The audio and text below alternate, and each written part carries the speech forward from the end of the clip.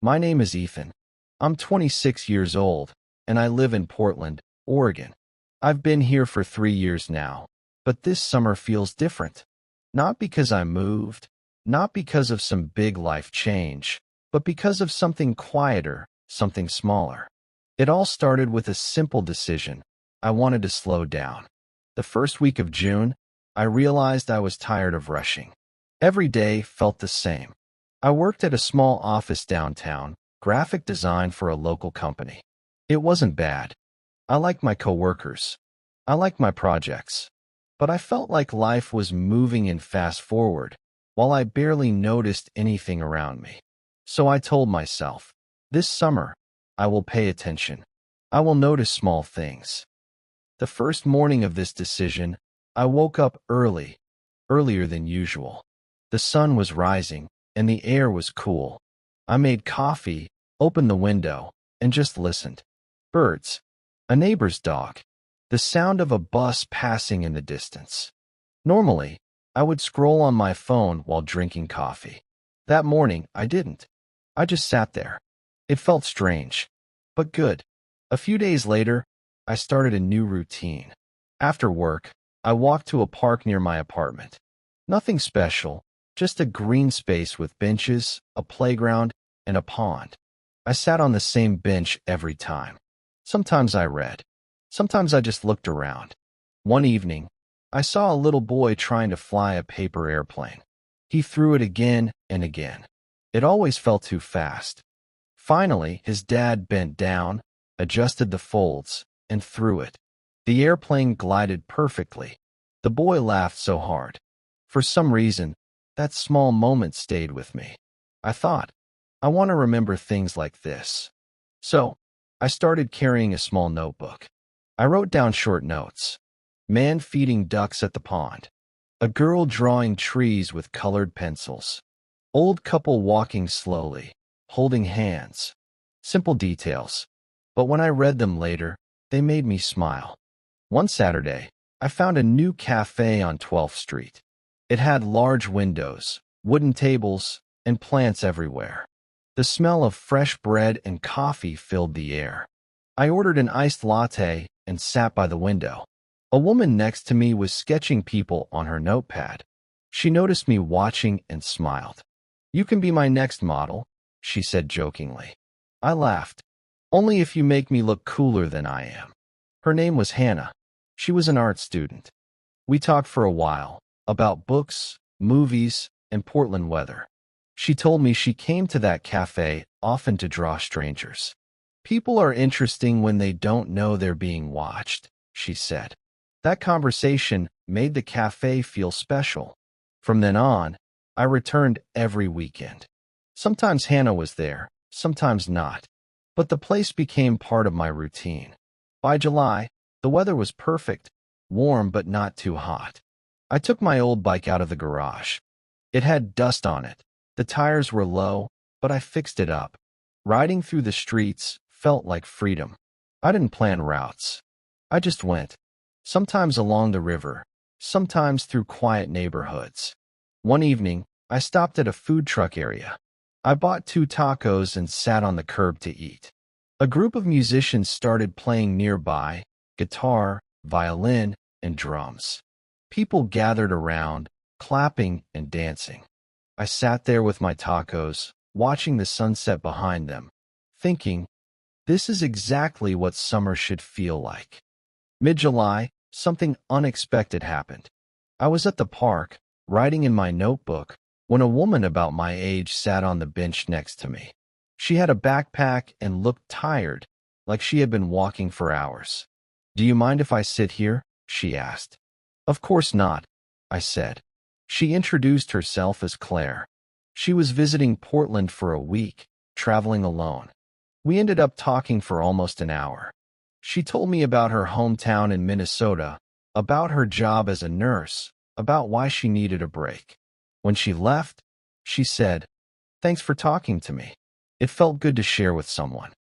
That night, I wrote in my notebook, "Sometimes strangers trust you with small pieces of their story. That's a gift." By August, my notebook was almost full. I had pages of details. A man playing chess alone at the park. Kids chasing bubbles near the fountain. A woman reading poetry out loud to herself in the cafe. The smell of grilled corn at a street fair. Each small thing made the season feel rich.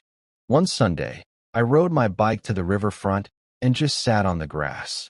Families had picnics, couples walked, kids threw frisbees. I lay back and looked at the sky. I thought about how, 3 months earlier, I had felt stuck. And now, without moving cities or making big changes, my world felt bigger. All because I decided to notice. By September, the evenings grew cooler. The leaves began to turn yellow. My notebook was full. On the last warm weekend, I went back to the cafe on 12th Street. Hannah was there, sketching as always. She waved. "You've been busy," she said, pointing at my notebook. "Yeah," I smiled. "I guess this summer, I collected moments instead of things." She nodded. "That's the best kind of collection." And she was right. When September ended, I thought my little summer project was over. The notebook was full. The days were shorter. I told myself, okay, that was nice. Time to go back to normal. But then, something happened. One cool October evening, I was walking home from work. The air smelled like rain, and leaves crunched under my shoes. I passed by a small bookstore I had never noticed before. The sign said, "Evening Light Books." The window was warm and bright, with fairy lights hanging above shelves. Something pulled me inside. The shop was quiet, with soft jazz playing in the background. A woman behind the counter looked up and smiled. "Welcome," she said. I wandered around, touching spines of books, breathing in the paper and ink smell. In the corner, I saw a small sign.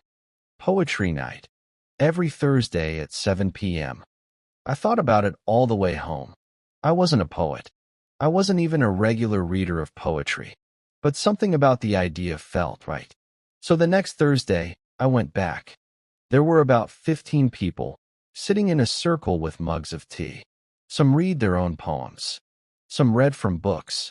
One man read a short poem about walking his dog in the rain.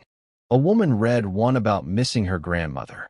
When it was my turn, I froze. I didn't have anything. I just said, "Hi, my name's Ethan. This is my first time here." I didn't bring a poem, but I brought my notebook. People nodded. The host said gently, "Would you like to read something from it?"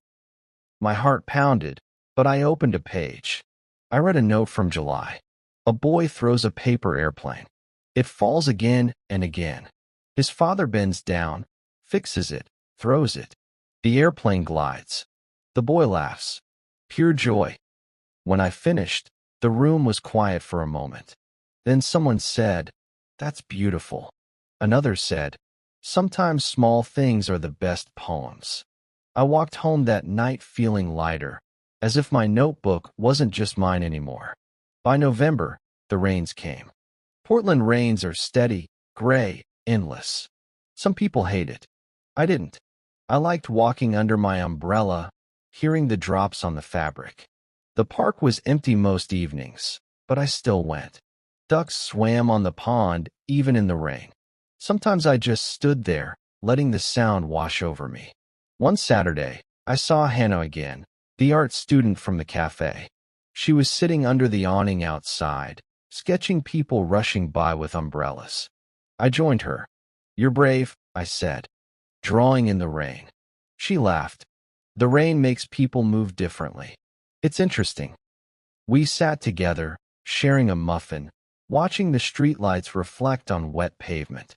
That night, I wrote in my notebook, "Rain doesn't stop life. It just changes its rhythm." At the end of November, my roommate went home to visit his family for Thanksgiving. I couldn't afford the trip back to my own family that year. I thought I'd spend the holiday alone. But then, Claire, the nurse I'd met at the park months earlier, sent me a message. She was back in Portland for a short visit. "Hey, I'm going to a community Thanksgiving dinner at the church near downtown. Want to come?" I almost said no. I didn't know anyone. But I went. We sat at a long table with people of all ages. There was turkey, mashed potatoes, pumpkin pie. A man played guitar. Children ran around. Claire and I talked like old friends, as if no time had passed.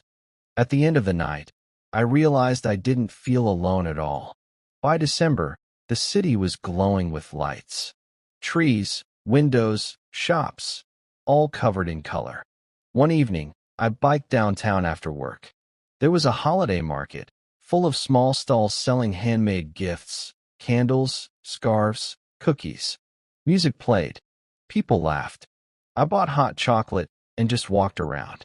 At one stall, I saw a notebook with a leather cover. I picked it up, smiled, and thought, perfect for next year. I realized then, this wasn't just a summer project anymore. It was a habit, a way of living. And maybe, just maybe, the small discoveries weren't ending at all. January in Portland is quiet. After the holidays, the streets feel slower, emptier. The rain is heavier, the air colder. One Saturday morning, I walked into the bookstore again. The woman at the counter, her name was Rose, recognized me. "Back for poetry night?" she asked. "Of course," I said. That evening, I brought something new.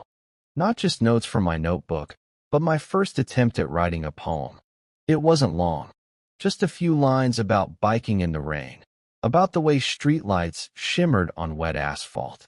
My hands shook as I read, but when I finished, the group clapped softly. "You have a poet's eye," Rose said. I didn't feel like a poet, but I did feel seen, and that was enough. Winter became easier once I found little routines. Morning coffee at home with my notebook open. Evenings at the park, even if it was just a short walk under gray skies. Thursday nights at poetry night. Weekends at the cafe on 12th Street. Sometimes with Hannah, sometimes alone. One cold Sunday, Hannah asked, "Do you ever draw?" I laughed. "No, I can barely draw a stick figure." "Try," she said, handing me her sketchbook. I drew the coffee cup in front of me. It looked terrible. She smiled anyway. "See? Now you know how I feel when I write," she said. I realized we were both learning from each other. She taught me to see with lines and shapes. I taught her to see with words. In mid-February, Portland surprised us with snow. Not much, just a thin layer on rooftops and sidewalks. But for one night, the city looked magical. I went outside with my roommate. We walked down the street, crunching snow under our shoes, laughing like kids. At the park, people were building small snowmen. Someone threw a snowball at us. We threw one back. Suddenly, strangers were playing together in the dark, under falling snow. I didn't write that moment down. I didn't need to. It's burned in my memory forever. When March arrived, the air changed. Still rainy, but softer. Trees began to bloom.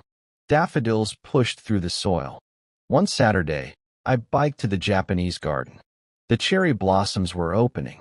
Pink petals floated down with the breeze. Families took photos. Couples walked hand in hand. I sat on a bench, just breathing in the scent of spring. In my notebook, I wrote, "The trees don't rush. They wait all winter. And when the time is right, they bloom." It felt like a lesson.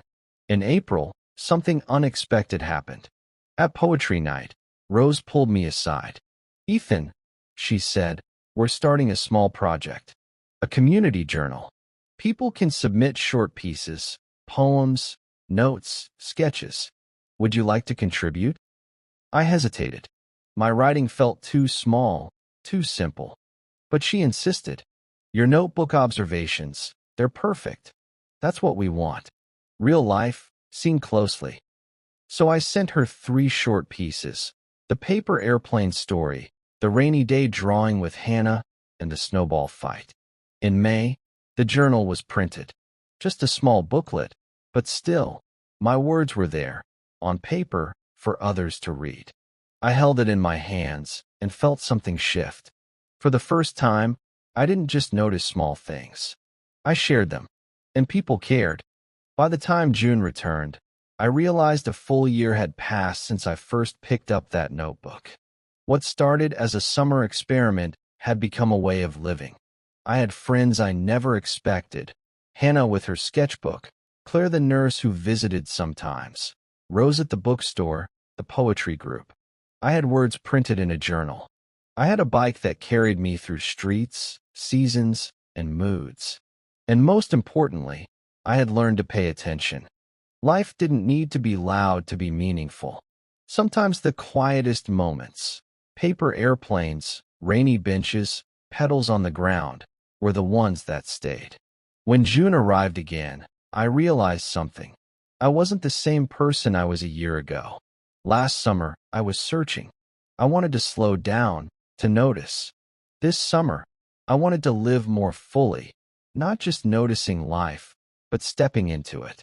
One Saturday morning, I biked to a big outdoor market by the river.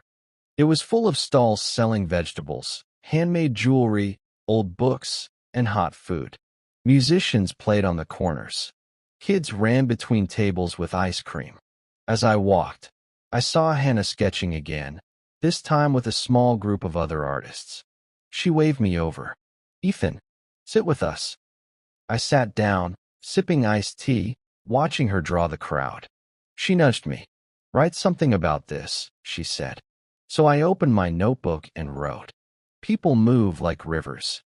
They flow past, each with their own story, their own rhythm. I can't see where they came from, and I don't know where they'll go. But right now, they are here, together. She leaned over, read it, and smiled. That's exactly what I see when I draw. For the first time, I felt like maybe words and drawings were two ways of doing the same thing. In July, Rose from the bookstore asked me if I could help with something new, a community workshop. "We want to encourage people to write about daily life," she said. "You'd be a good person to share your experience." At first, I laughed. "Me? I'm not a teacher." She shook her head. "You don't need to teach. Just share how you started. People will connect with it." So one Thursday evening, I stood in front of 10 strangers in the bookstore basement. My heart beat fast, but I opened my notebook and told them the story. About deciding to notice small things, about the boy with the paper airplane, about the snowball fight in February. When I finished, a young man raised his hand. "I've always wanted to write, but I thought it had to be big, like novels or essays. But what you shared makes me think maybe I can just write one sentence a day."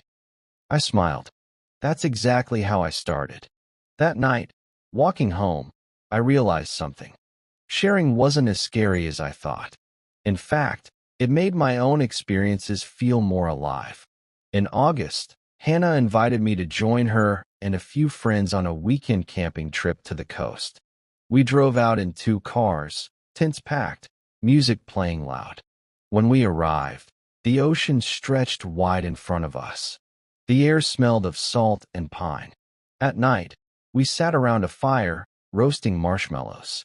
Someone played guitar. We told stories, some funny, some serious. I looked around at the circle of faces glowing in the firelight and felt grateful. Later, I walked down to the water alone. The waves were dark and steady. I pulled out my notebook and wrote, "The ocean is like time, always moving, always present, bigger than me. But standing here, I feel part of it." The next morning, I showed Hannah. She read it quietly, then said, "You should publish your own collection one day." I laughed, but a part of me wondered, maybe she was right. By the end of August, I went back to the park where everything had started a year earlier. The same bench, the same pond. Children were still running, people still feeding ducks, couples still walking. I opened my notebook, not the first one, but the third. The pages were almost full. I thought back to the boy with the paper airplane, to the first iced coffee with Hannah, to Claire's Thanksgiving message, to snowball fights and cherry blossoms and the ocean. I realized I had collected a year of life, a year of small discoveries. And together, they weren't so small anymore. They added up to something bigger, a way of living, a way of being. Today, I'm still in Portland. I still work my same job, but I carry my notebook everywhere. I still go to the cafe on 12th Street, to poetry night, to the park. The difference is, I don't feel like life is rushing past me anymore. I don't feel stuck or invisible. I feel present. And maybe that's the greatest discovery of all. When you pay attention, when you share, when you let yourself be part of small moments, life feels richer than you ever imagined. If you ever feel like nothing exciting is happening in your life, remember, maybe the exciting part is already there. Maybe it's in the details you haven't noticed yet. All you